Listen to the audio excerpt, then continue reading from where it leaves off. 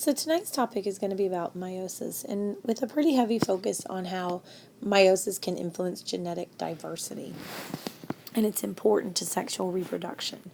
We aren't going to memorize every single step or every single stage of meiosis, but again, we're going to focus on the parts that really help it contribute to genetic diversity, and why that is such a big deal. So meiosis is going to help us ensure that we get the formation of a haploid gamete in our sexually reproducing organisms. So remember, haploid is one set of chromosomes. So, for instance, in humans, we have 46 chromosomes, 23 pairs. So a haploid cell would just have 23 chromosomes. They would not be in pairs. Haploid is represented with an N, where diploid will be represented with a 2N, and we'll see that again later. So so meiosis is helping create these gametes. So cutting our chromosome number in half. That way, when the organisms then combine the sperm and the egg cell, the new organism has the appropriate number of chromosomes. So meiosis is a type of cell division.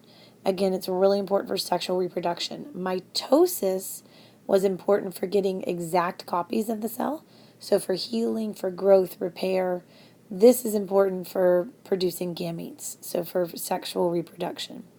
If you remember from freshman year, you're going to end up, when you do meiosis, you end up with 4 daughter cells, and a lot of times the word used to describe them is unique. So 4 genetically unique daughter cells, or 4 unique daughter cells. They are unique in the sense that they are not the same as the parent, like it is in mitosis. Remember, mitosis, the new cells are identical to the parent. So they're not the same as the parent, but they're also not the same as each other. Remember, we have certain processes that happen during meiosis that help mix up the chromosomes a little bit. So this is a series of steps. So there are going to be, kind of like doing mitosis, this is a series of sequential steps that must go in order.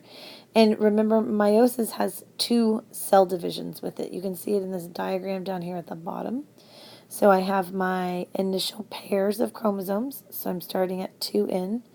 Here I had replication occur, just like I did with mitosis. Okay, and then I'm going to go through PMAT for 1. You'll notice the chromosomes are starting to mix up here. Okay, we're doing things like crossing over now. So I go through PMAT and get 1 cell division, and then go through PMAT again to get the second. And these final gametes here, they are different from each other. You can see how like the one on the bottom is partially red, partially gray. So they're different from one another, as well as different from this original cell over here. Half the number of chromosomes, so these are all N. Okay, so I have half the number of chromosomes now, so I have created these diploid cells. So what this will do is it will allow for the transmission of chromosomes from one generation to the next. By cutting the chromosomes in half, as you can see in this diagram over here on the left now. So by cutting the chromosomes in half to form the gamete cells, the sperm cell and the egg cell, when fertilization occurs and now I get the diploid zygote, I have now passed on chromosomes to the next generation. Okay, so let's do a quick little comparison review right here between the two of these. So meiosis and mitosis are going to be similar in the sense that I'm going to separate chromosomes, but they're going to differ in genetically what happens with a number of cells that are made, etc. So let's look at both of them together here. So mitosis is going to go through 1 cell division, where meiosis will go through 2 divisions. For mitosis, I'm going to get genetically identical cells. Eyes aren't dotting. So I'm going to get genetically identical cells, where in meiosis, I'm going to get different daughter cells. So they will not be identical to the parent, nor will they necessarily be identical to one another. Okay. With mitosis, I'm going to get 2 of these genetically identical cells. And with meiosis, I'm going to end up with 4 gamete cells. one viable if I'm doing, if I'm producing egg cells and doing oogenesis, all four being viable if I'm doing spermatogenesis. But either way, I still produce four. It's just a matter of viability. Both of them are going to start with diploid cells. Both of them are going to start with 2N diploid cells. But mitosis, because we're genetically identical, is going to need to end up with 2N diploid cells. Where meiosis, again, the purpose is to cut the chromosome number in half. So it's going to go from a diploid down to a haploid. And we can see this happening here in our diagram. So we can see mitosis on the left. I've got my series of steps, and meiosis on the right there in purple. Okay, I've got my 2 cell divisions happening with meiosis and just the one with mitosis. Both of them are starting with pairs of chromosomes, so starting with that 2N. Okay, you can see right here they're starting with the 2N. Mitosis, I'm ending with the 2N. Meiosis, I'm ending with just N. I've got 2 cells at the bottom of mitosis and 4 cells at the bottom of meiosis. Again, you're not going to be asked to memorize every step, every detail of every step. You are going to be asked to understand significance, why things will happen, why I get genetic variation in meiosis, I don't in mitosis, that kind of thing. So let's take a look here about how meiosis is going to help contribute to genetic diversity. So the next things here are going to be kind of a list of things that are going to happen during meiosis that will do this, that will help contribute to the genetic diversity. So the first one is going to be that the homologous chromosomes separate in meiosis 1. You need to think back and you need to remember what homologous is. Remember, homo means the same, right? So these are my pairs of chromosomes that code for the same thing. And so in meiosis, these are going to separate. Where in mitosis, I copied my DNA and then separated the 2 copies. And these, I'm going to pull apart the actual pair. So I'm going to pull apart those homologous chromosomes, and I'm going to do that during meiosis 1.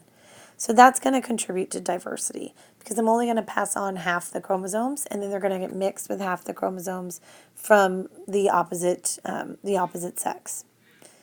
Okay, so also during meiosis, you're going to see crossing over occur. And so crossing over is going to occur during prophase 1 in particular. So crossing over, we can see it happening in the diagram here with the pink and the green ones. So my DNA has already been replicated here. And what will happen is these are homologous chromosomes. I can see how I'm exchanging little pieces of DNA here in these homologous chromosomes. So I started off in the cell with one little green one. I should try to. So one green one and one purple one. We're going to have to make that purple one blue. So one green one and one purple one. And then I copied this DNA. So now I ended up with 2 green ones and 2 blue ones. So that's how I end up with this picture here.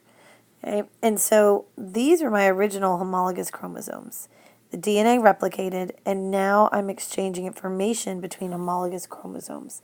It has to be homologous chromosomes, right? If I try to exchange information between a chromosome from set 1 and a chromosome from 5, I'm not going to be exchanging like information. I'm not exchanging alleles now. Remember, alleles are different versions of the same gene. Maybe I'm exchanging information about hair color. And if I'm not exchanging for the same things, then I end up with a mutation, and a potentially deadly mutation. So crossing over is occurring during prophase 1. So now I end up with these pairs of homologous chromosomes, these replicated homologous chromosomes, that now when they split, down the middle here, I'm going to get more diversity because I mixed them up a little bit before I split them. Okay? Fertilization is another way that can leads to genetic variation, and it's an end result of meiosis. Right? So with meiosis, I've cut the chromosome number in half. Okay? And the process of fertilization is going to take an in, and an in, and now I'm going to end up with a 2N. So I'm going to take my two haploid cells and I'm going to combine them into a diploid. So I'm going to return back to my original genetic number. Okay? And so I'm going to restore the chromosome number, where with meiosis, I reduce the chromosome number. So fertilization will help restore it. And if you remember, fertilization is random. You can see it here. Okay? Some of you may have been wondering why there's a picture of the Jonas brothers here. So you can see it here with the three Jonas brothers. Okay? Same mother, same father. So what I have happening here is I have different eggs, different sperm. Fertilization is considered random, so you cannot specify what sperm is going to fertilize which egg. Okay? So it's a random combination of sperm and egg. And then you had things like crossing over happening that were increasing the diversity even more. So even amongst siblings, they're not exactly the same. Okay? We also have this picture down here at the bottom, okay, showing us our independent assortment.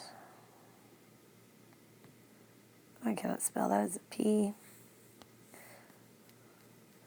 So independent assortment is going to happen when the chromosomes line up in the middle for metaphase.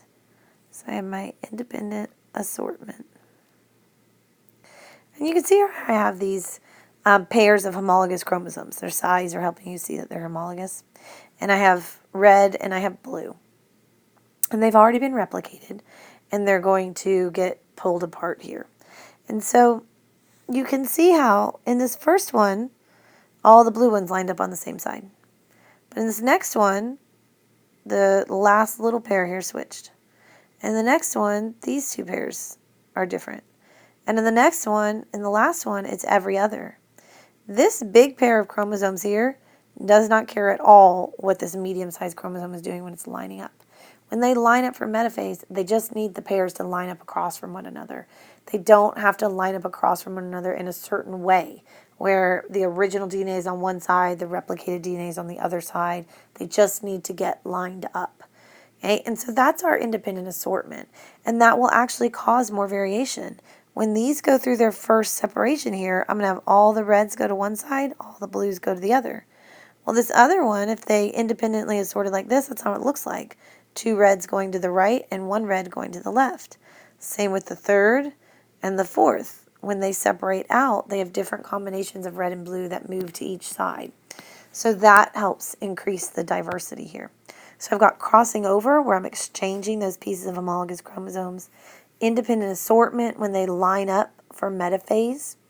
Okay? Random fertilization, all leading to this end result of genetic diversity for the offspring. So we get various combinations from mom and dad, and we end up with millions of possible combinations that we could get from mom and dad. So in class, we'll be doing some activities to kind of reinforce and model kind of the overall process of meiosis and the important vocabulary where the genetic diversity comes in.